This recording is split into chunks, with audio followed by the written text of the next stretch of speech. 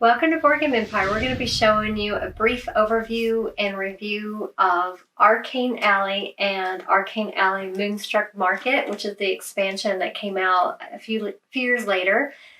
This game's been out for a while, so many of you may have already played or seen this game before. But basically, you are trying to keep your infamy, I have a hard time saying that, down, while also gaining the most gold by selling sets of collections. And we did play both the base and the base plus the expansion, so we could get a feel of both of them. But basically what the expansion adds, it adds a whole new market here, which gives you more options of cards, basically. It doesn't change it a lot. It just adds more cards, and it adds this little market here in the middle that you can actually buy the cards, so it gives you more opportunities to get that card you need to collect the set. And it does add a moon dice and gives you the ability to sell sets in unique ways other than just the standard match 3 of the same to be able to sell them. So that's pretty cool. For instance, you see right here, there's this moon, full moon there. This one also has a full moon, but look at that one. That one has that's any of the moons. This one's a half moon. So basically, if you have 3 cards in a row that also have the same moon symbol that is showing on the dice at the moment during your turn, you could actually sell them. They're moonstruck, and you could sell them for the lowest amount on one of the 3 cards, the lowest gold amount here that's in the left. You can also sell in this version with the expansion if they're the same type of card, like fairies, eggs, balls, there's wands, swords. So if it's the same type of item, you could sell it as a mixed set. Same thing, you would sell it for the lowest amount of the 3 that's there. You would still resolve the effect if it has an effect for on selling. There's 4 different typographies. Well, with the expansion, there's 5 or 6 typographies that basically determine what you do and when. So if it has the 3 cards showing, like if it has 3 cards, it would mean when you sell those items that this happens. So you would resolve all of those actually. If you sold, like you had 3 different wands you sold that all have 3 different, when you sell actions, you would get to resolve all of them. So, and there's some that resolve when you discard, which has the little arrows in a circle. When you discard a card, it allows you to do the action then. Then there's actions when you do right away as soon as you play it. It's basically a hand on top of a blue-green circle. So it's a very simple game as far as learning it and mechanics, especially if you've played a few games. So your game board is this right here, which is your gold and your infamy track. We do have the deluxe version. That was really nice of the developer to send us that. So we do have the upgraded tokens, the little skulls. They were on the Kickstarter, and the little witches' hats for the gold trackers. So everyone starts off at 25, and then you're going to be constantly moving up and down from there. And on your infamy track, you start out at 0, and again, you will be moving up and down, mostly at the end of the round when there's the what's that phase? Inspection phase. That's when if you have goods left in your storeroom, then you would, whatever here is in the black, that's your infamy score, you will add that. And they are negative ones, which reduces it. So start the game, each player is going to get 9 cards face down. That's your storehouse is what they're calling it, and you're going to flip over 2. So very easy mechanics. And then of course you're going to deal out 2 more to each player as their stash. No one can look at these cards, not even the player that owns the storehouse. they can only look at the 2 that are revealed, because that's part of this game, is revealing these and then seeing if you want to, well, in a 2-player game, it's a little different than a 3-player game, but you do get to look at your stash cards. And when you're playing your turn, you have your choice when you're playing with the expansion, drawing from the top, drawing the discard. There'll be a discard over here, discard card, not pile normally, or buying one of these 3 for the cost of gold that's shown on the top of them. In the base game, your only options are drawing from the top of the draw deck or the top of the discard pile. So in a 2-player game, it varies from a 3+ game. One, you can't, there's no inspection phase to trigger until the turn tracker gets up to 15.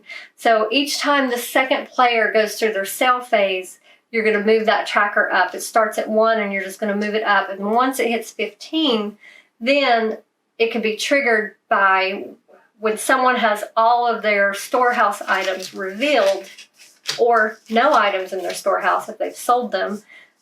When there's none hidden, that triggers it, and then you start the inspection phase. If you triggered it and you actually have more infamy that you gained that turn than the other player or players, you have to add 10 infamy as a penalty to your score on your infamy track.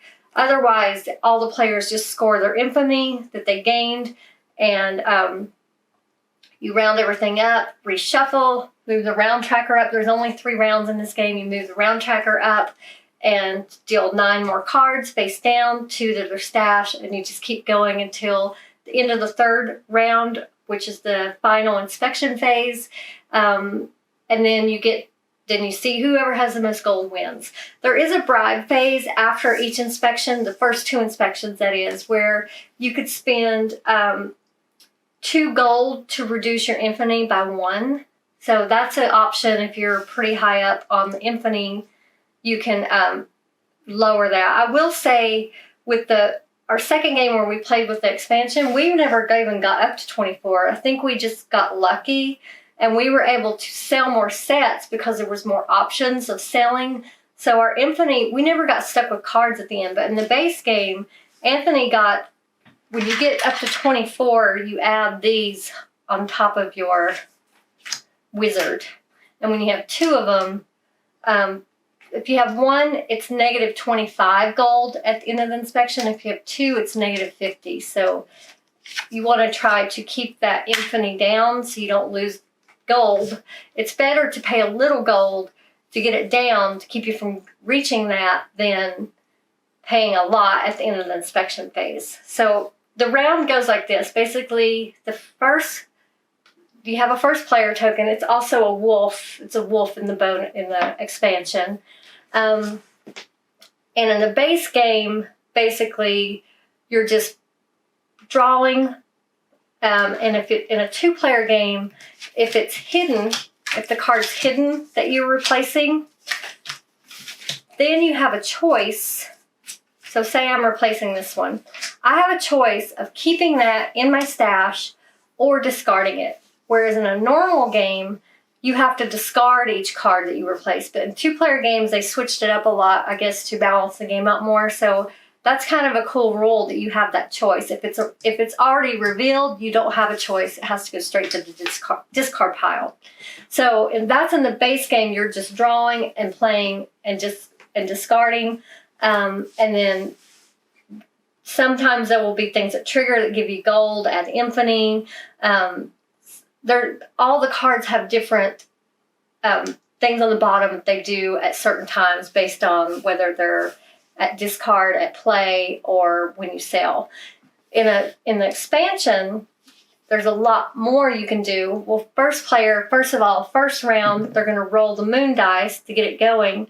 And then at the beginning of each of their turns, they're going to flip it the direction of the arrow. So then it's always changing. And there's cards that also change the moon phase as well.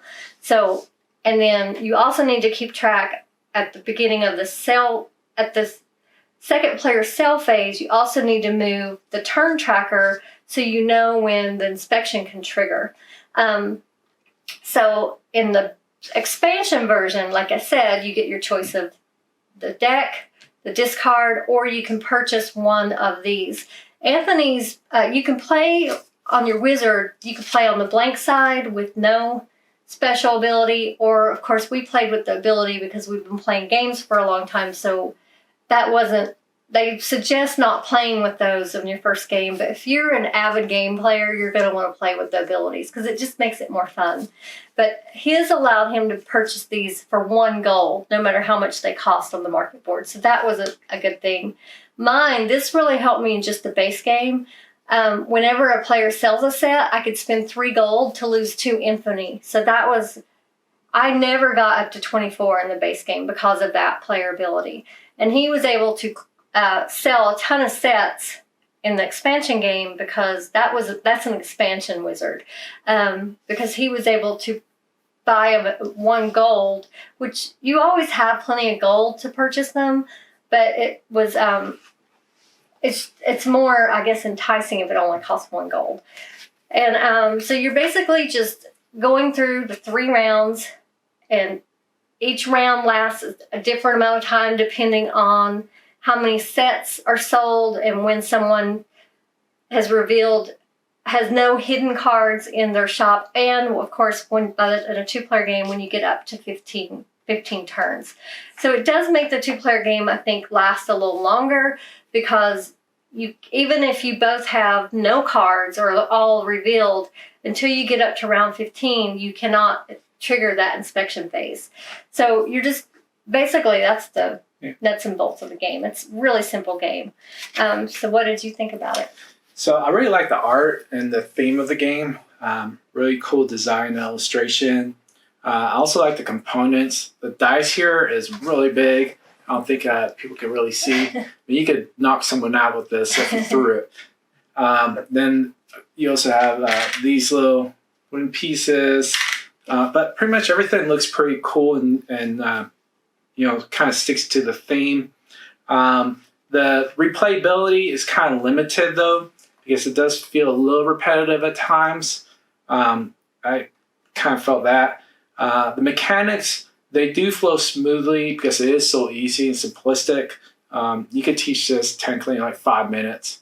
I know she went through, but she was going more in depth. If we were teaching Quentin, it would take literally 5 or 6 minutes to teach him. And then also, I really do like how some of the cards you could reduce your infamy just by playing the card because of the active when played on your turn. Some of them do have and that's how I kept the second game, my infamy down, because of the cards that did that. And then there's some cards that allow you to get gold as you activate them. So overall, I just really think that this game is a good game. I think it's more catered to mid to lightweight gamers. So for me, I'm putting it as a 7 because I think we're at the point where we've been playing so many games. We just want more options, more complexity to it. The more simplistic games are kind of like we've played so many of those. And so we want mechanics that we haven't seen before. Now, we have seen this mechanic in a different game that came out later from this one that came out first. But this one, I think it has a better theme and mechanics than the other one we played. So for me, it's a 7 out of 10. What did you think? I think it is a good game. And like he said, we play a lot of games. But this is a great game for lightweight gamers, people that don't play games all the time. It's a game you can quickly set up, quickly play. I mean, we played within 20 minutes? Yeah, set time's very short in this. Yeah. The only thing I will say, and we bypassed that, we just included all the cards except for the ones that were 5 players plus. But in the expansion book, it has recipes for decks that you can create for different types of games. So that would add to the replayability, but I just didn't have the patience to go through that big, huge stack of cards and pull 3 of this kind, 4 of that kind, 3 of this kind. I didn't do that because I just didn't really want to. So we just played with all of them because I thought that was fun as well. And it did say you could create your own. So, I mean, it gives you several different options for recipes if you want to play a certain type of game. So they are different variations in that sense. But for us, it was fun to have all the different cards to see, because they all do different things. Each type of card has a different effect that it does, which is pretty cool. That's what makes this game really fun. And they're easy to understand effects. They're not these complex effects. Like the mirror one, I think it was the something mirror, it has you reveal adjacent cards to it, just things like that. Or there was one where you can hide adjacent cards. So those kind of help you if you don't want the inspection phase to trigger, or there's many, and there's many different strategies. There is strategy to this game. I know it's kind of luck of what comes out, but these abilities kind of help you to, balance that luck out by manipulating your storehouse, your player ability. There's several different wizards that you could choose from, allow you to kind of, reverse things that you may not have control over. Like mine helps me pull down my infamy. His other one he played, what did it allow you to do? I can't remember. I can't remember. It was at the end of the round.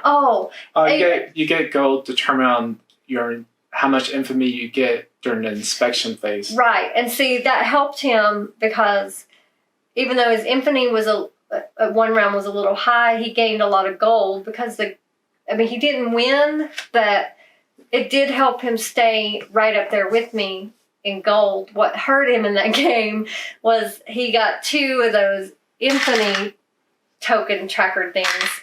And so he lost 50 gold in one swoop. And that was pretty much, he was done at that point. There was no coming back. So that's why it's very important to keep your infamy down in this game and your gold close to the top, the first player. Because you can always come back by, especially with the expansion, it's got higher gold ones, I feel.